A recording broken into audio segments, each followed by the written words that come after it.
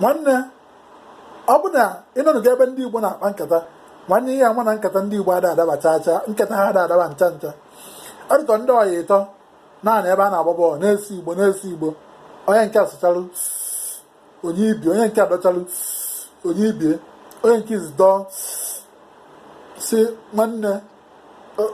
ụmụ ifu ntị na Igbo nke atọgazi a na-esekwe onye adọchalụ onye ibie onye adọchalụ onye ibie onye nke ịgba reply ya ihe okwu si ya nwanne onye oje ebe mmadụ nwụ unje ebe mmadụ nwụ fụ ndị na-ebe akwa efu onye na-ebe akwa si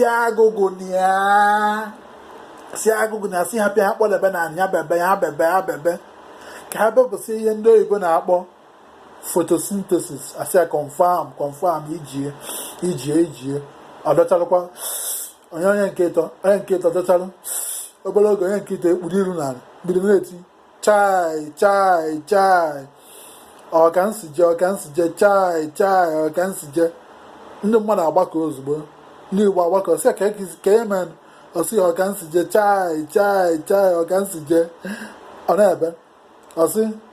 anyị seketa Igbo kịta okwu nna be disapia